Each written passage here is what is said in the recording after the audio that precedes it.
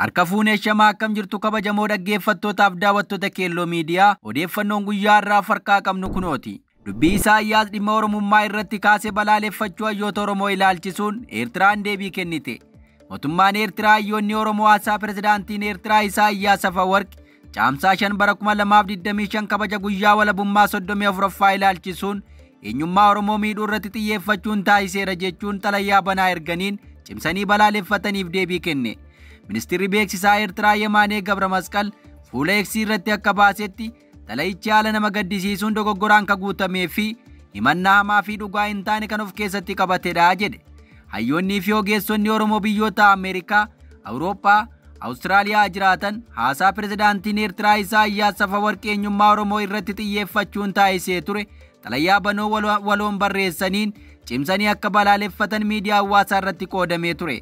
Hayyoonni xalayaa kana irratti mallatteessan 85 ta'an kunneen xalayaa ifatti erganiin haasaa caamsaa 24 bara 2025 kabaja guyyaa walabummaa waggaa 34ffaa irratti taasisteen haleellaa eenyummaa Oromoo irratti xiyyeeffachuun dubbattee cimsinee balaaleffataa xalayaa kana siif barreessinaa jedha. Xalayaan hayyoonni kun barreessan haasaan paartii badhaadhinaa Itoophiyaa irratti ka xiyyeeffatu fakkaatu kun eenyummaa Oromoo irratti miidhaa ifaa fi cimaa ta'edha ka jedhan hayyoonni kunneen haasaan pirezidaantichaa mufii guddaa kan uumee fi ilaalcha gaarii Eertiraan uummata keenya biratti qabduu ture ni balleessaa jedhan. Gebremichael deebii kenne kanaan barreessitoonni xalayichaa dhugaa qabna jedhanii fi dhimmoota Eertiraa fi uummata Oromoo biratti barbaachisummaa olaanaa qaban irratti wal hubachiisuuf marii fuulaa fuulatti caalaatti mijatu filachuu danda'u ture jedhe. Pirezidaantii Isaayyaas haasaa isaa kabaja guyyaa walabummaa 34ffaa Eertiraa taasise irratti dhimmoota hedduu kaasuun ture kallattiin kan Itoophiyaa qeeqe. Isaan keessaa tokko isaan ajandaa Oromummaa uummata Oromoo bakka hin buune jedhu tarkaanfachiisa jechuun mootummaa Itoophiyaa komateera. Eertiraan dhimmoota kana furuuf karaa ni ijaara jettu marii ifatti fuulaa fuulatti namoota xalayaa kana mallatteessan yookaan bakka bu'oota isaaniitiin gita Eertiraa dhimmi ilaallatu waliin taasifamuun akka furamu ni amantii jedha. Deebiin ministeera beeksisaa Eertiraa kun erga dhiyoo as hariiroon Itoophiyaa fi Eertiraa gidduu jiru booraa dhufeera. Biyyoonni lamaan karaa kallattii hin taaneen wal qoccoluu erga jalqabanii bubbuleera.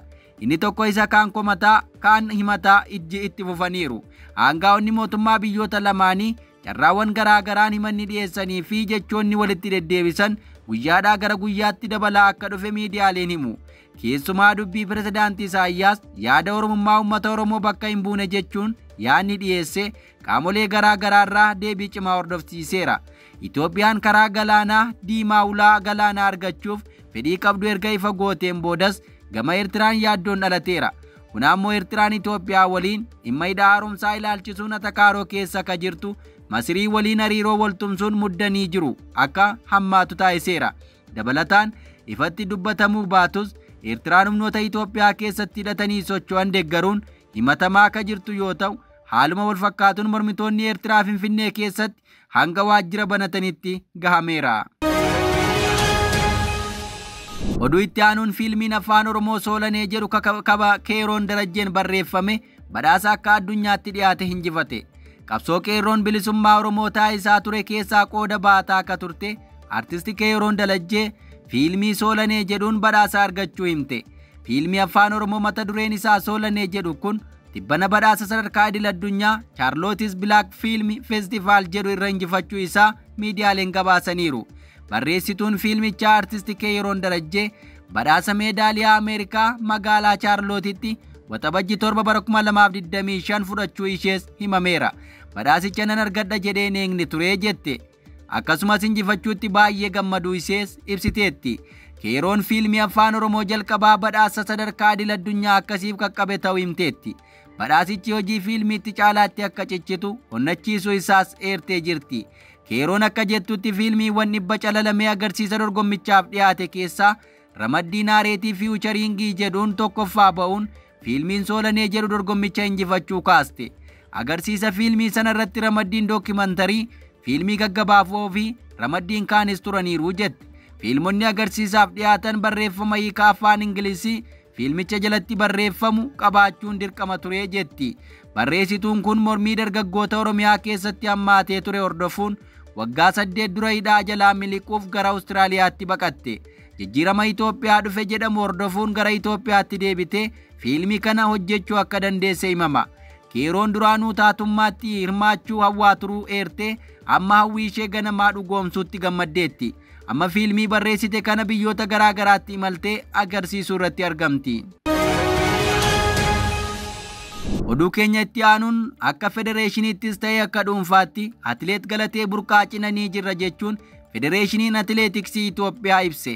Qabeenyi ishee nama abbaa warraa ishee tureen jalaa fudhatamuu fi haqa dhabuu ishee miidiyaatti baatee ka dubatte atileet Galatee Burqaa ijoo dubbii miidiyaalee taateetti. Dhimma atileetii irratti har'aa akka lakkoofsa Itoophiyaa waxabajji 3 bara 2017 miidiyaaleef ibsa kan kenne federeeshiniin atileetiksii Itoophiyaa akka federeeshiniittis akka dhuunfaattis atileet Galatee Burqaa cina ni jirraa jedheera. Pirezidaantiin federeeshinii atileetiksii Itoophiyaa atileet Silashii Sihiin atileet Galatee Burqaa gadi baatee miidiyaatti dubbattullee atileetonni haala atileetiin kun dabarsite keessa jiran hedduu ta'uu dubbateera. Atileet Galateen nama abbaa warraa ishee ture waliin gaa'ela ijaarratanii jiraachaa turuu isaanii akka beekan kan hime atileet Silashiin rakkooleen tokko tokko akka jiran dhagaa turree jedheera. Yeroo ammaattis atileet Galateen deeggarsi akka ishee barbaachisu hubanneerraa cinas ni dhaabbannaa akka jedhe pirezidaantichi haqa akka argattus ni amannaa jedheera. Gama biraatiin dhimma atileet Galatee haalaan akka beektu kan himte pirezidaantii taantuun federeeshinii atileetiksii Itoophiyaa atileet Masarat Daffaar Galateen hamma dubbattee ol dhabdee jetteetti. Atileetittii waggoota dheeraaf akka beektu kan himte atileet Masarat haalli Galateen yeroo ammaatti irratti argamtu na gaddisiiseera jechuun dubbatte. Dhimmichi seeraan ilaalamaa jiraachuu yaadachiisuunis seerri akka laatuuf mootummaanis furmaata akka laatuuf gaafatteetti. Gama biraatiin rakkoon wal fakkaataan atileetota biroo biras akka jiru kan himte atileet Silashii Sihiin qabeenya qofa osoo hin taane atileetonni haamileedhaan qaqqabuu fi qabna jechuun dubbateera. Rakkoo wal fakkaataan baha Afrikaa keessatti bal'inaan kan mul'atu ta'uu kan eerus keessattuu biyya ollaa Keeniyaa keessatti bal'inaan akka mul'atu himameera. Rakkoon kun bu'aa atileetiksii akkasumas kabaja biyyaa irratti dhiibbaa kan qabu ta'uu isaatiin irratti hojjetamuu akka qabus ibsameera. Oduu keenya itti aanuun kaaba Itoophiyaatti miseensonni waraanaa haaraan ka Tplf morman hundaa'u dhaga'ame. Gabaasa argameen jeneraalli waraanaa Tplf irraa fottoquun loltuu haaraa ijaarrataa akka jiru miidiyaaleen gabaasaniiru. Qe'ee lolaamaa keessummeessaa turte Tigray ammas haala sodaachisaa biraa keessummeessuuf qophoofti jedhamuunis sodaatameera. Humnoonni Tplf barootaaf waliigaltee waan qaban fakkaataa turan bara kana osoo wal goomatanii osoo wal balaaleffatanii haalaan dhaga'ameera.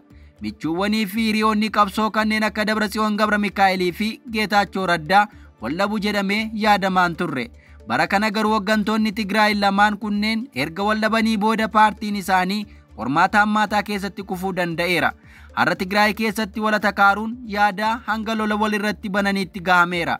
Kunitti fufuun jeneraalli Tigray Abut mormuun qabsoo hidhannoo eegaluun kutaa waraanaa 4 hundeessuu BBC'n irra gabaaseera. Addi bilisummaa uummata Tigray Abut mormuun humnoota Tigray keessaa ba'anii waraana ofii ijaaraa akka jiran Birgaadeer Jeneraal Gebremichael bayyanaa naannolee Affaarii fi Tigray keessaa kutaa waraanaa 4 hundeessaniiru jechuun hoogganaa waraanaa kana wabeeffachuun madda oduu kana gabaaseera. Birgaadeer Jeneraal Gebremichael madda oduu kanaatti akka himanitti adda waraanaa 4 irraa loltoota qabaachuu kan ibsan humni isaanii irra guddaan Tigray keessatti akka argamu dubbataniiru.